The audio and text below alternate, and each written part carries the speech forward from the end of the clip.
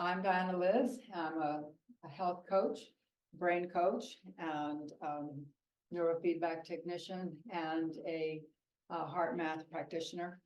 And my presentations are rooted in the work that I do. This is just the kind of reading that's a perfect example of what really used to irk me.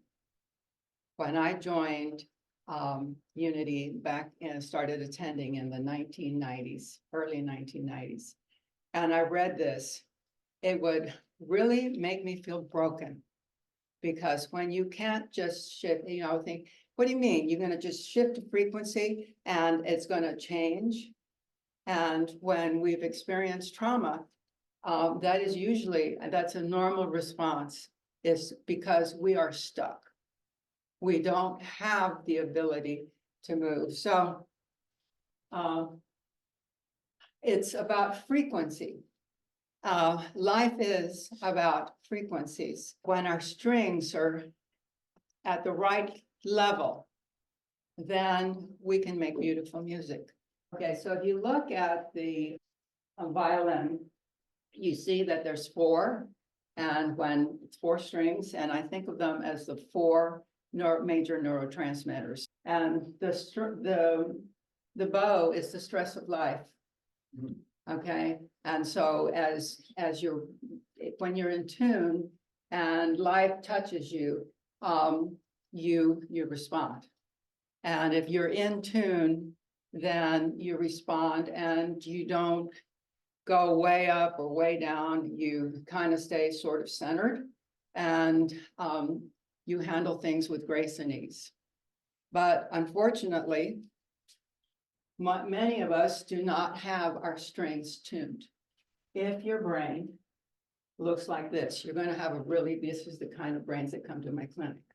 If life happens to you, you're going to do.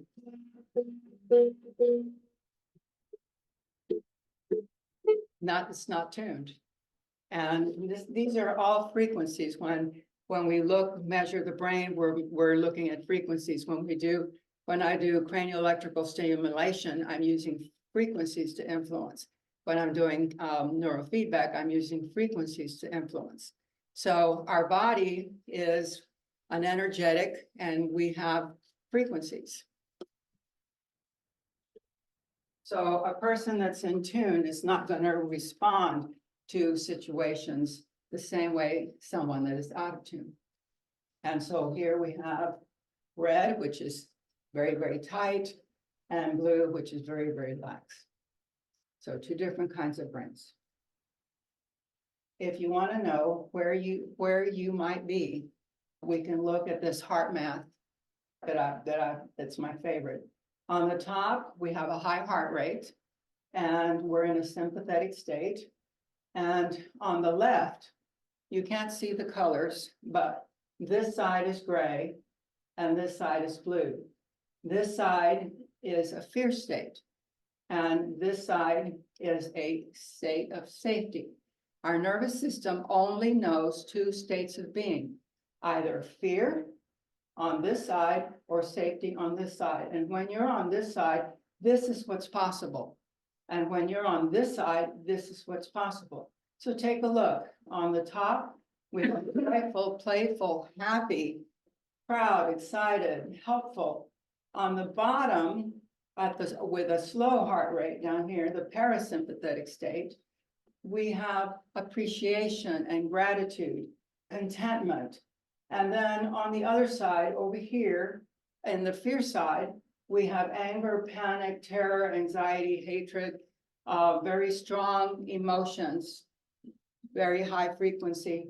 And then down over here, we have the letdown of sadness, helplessness, emptiness, embarrassed, lonely.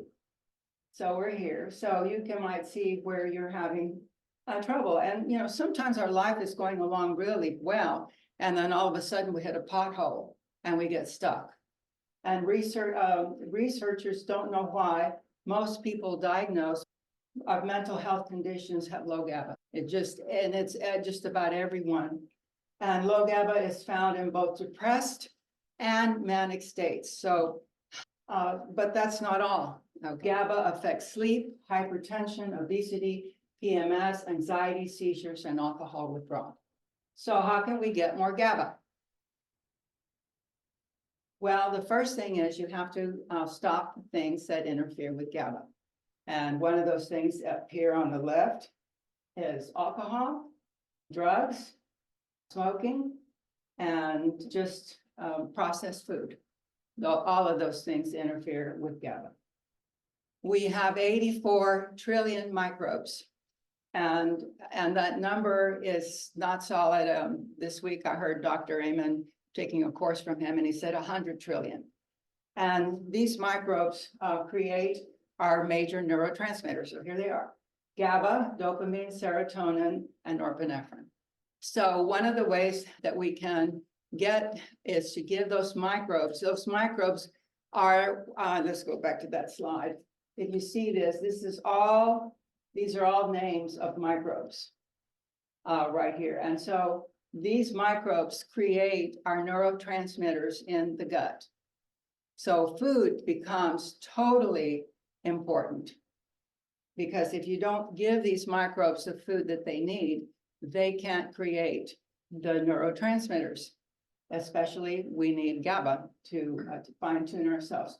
So what foods contain GABA? Well, whole grains, and I've listed the highest on next to it. So sprouted brown rice, and for those of you that may not know, sprouting, you just take the rice or the beans and you put them in a pot of water at night, and you leave them all day, and the next day you cook them. Yes. And during that time, there's chemistry that happens. It makes them easier to digest, and it increases what we receive from them. So it's very easy. Just put it just plan ahead and put it on the counter and leave it there till you cook it the next day. I had a question Yes, about, I have a hard time with beans in particular. Would this cut down on their creating? Yes, ma'am, it does. It does. And if you do not eat a food and you have never eaten a food, your microbes, you don't have the microbes to digest it. So anytime that you start a new food, you have to start with a very small amount.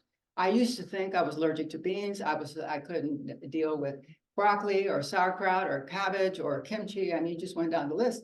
And that's because I had never eaten those foods. And so one of the rules is start low and go slow.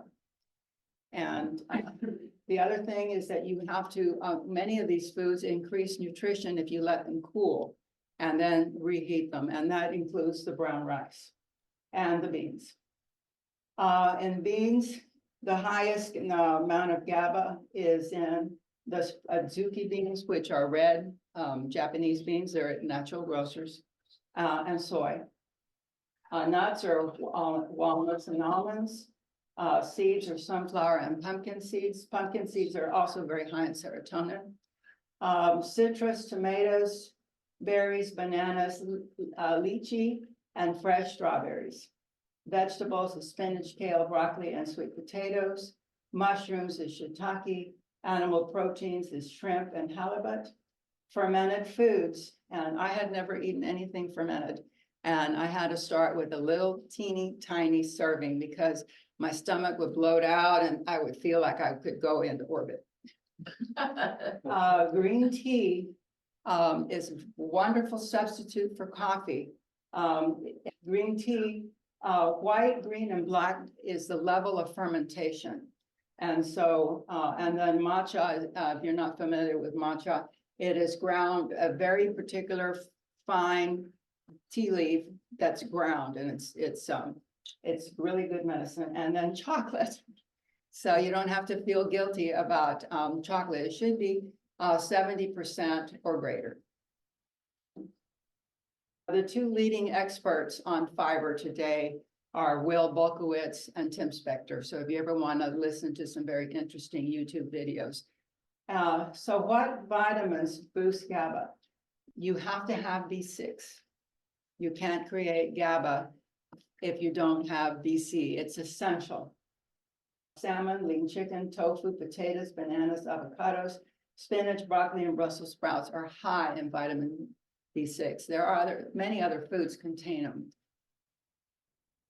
So what supplements boost GABA? Well, there's actual supplements of GABA and valerian, lemon balm. The only ones that I use personally are passion flower, L-theanine, magnesium, and green tea. I am considering taurine. I don't like taking GABA because I'd rather get it from food and other things. And you can overdose on GABA, and it's not a pleasant feeling. So, but if you're doing it naturally, that's not likely to happen. It's not likely that you're going to eat enough Brussels sprouts to overdose on GABA.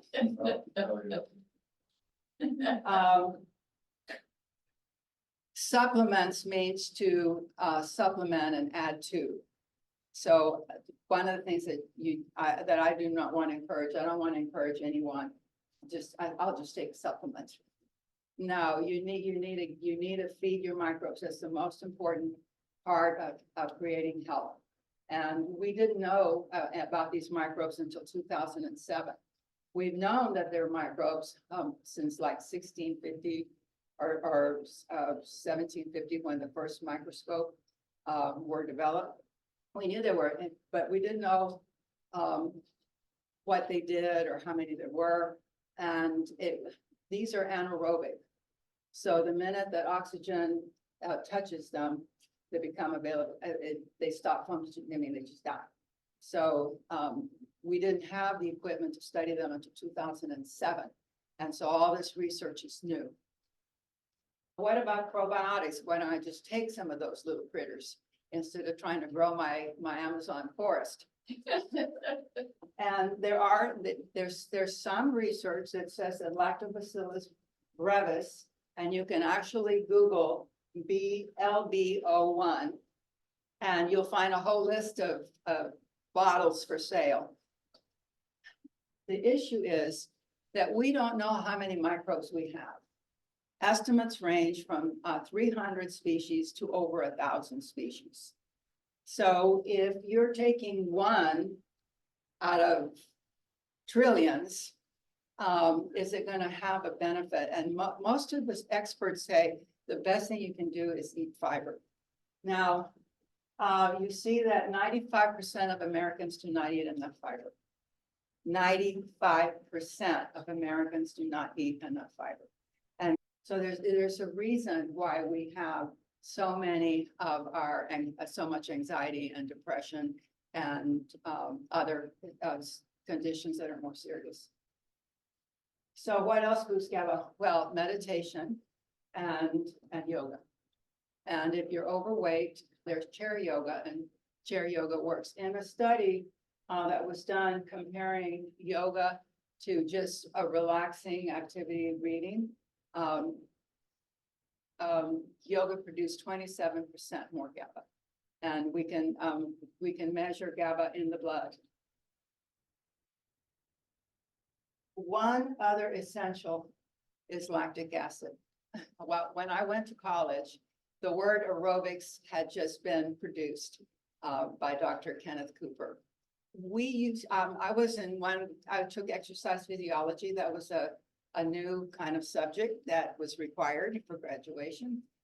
And those days, we used to think that soreness was caused by lactic acid.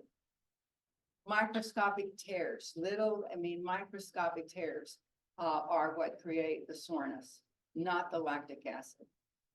The latest research is that lactic acid is very helpful to GABA. And you can do, walking 4 days a week, walking for like 20, 30 minutes. You can do gardening. All of those activities increase GABA.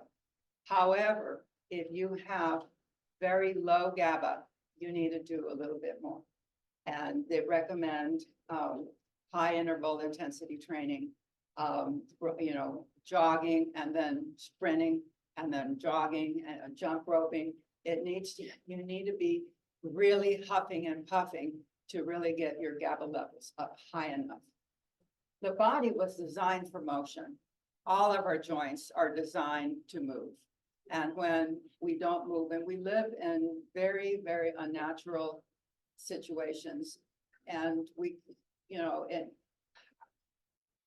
my grandmother didn't have to think about going to the gym because she did laundry by hand, she did gardening, you know, she was active all day long, every day.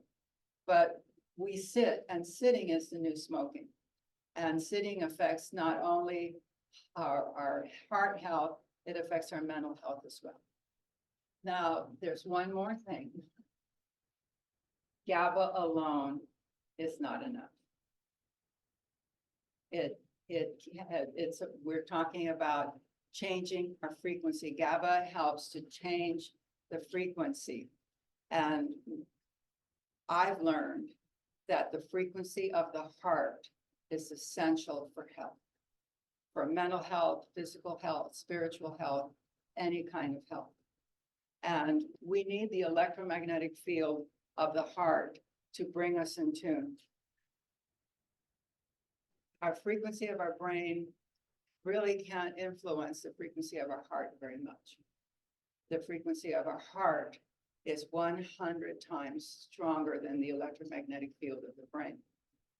And when, remember I talked about it some time ago about the cuckoo clocks, and there was an inventor, he was so proud of his cuckoo clock collection that he had all these, and the big cuckoo clock, one day he realized they were all moving together. And so he separated them all. And then sometime later, they were all moving together. And that's because the electromagnetic field of the big cuckoo clock brought all the smaller cuckoo clocks into harmony. And that's what our heart can do for us. So practicing compassion, loving kindness, gratitude, forgiveness, all of those help to bring us to that level, to tune our strength and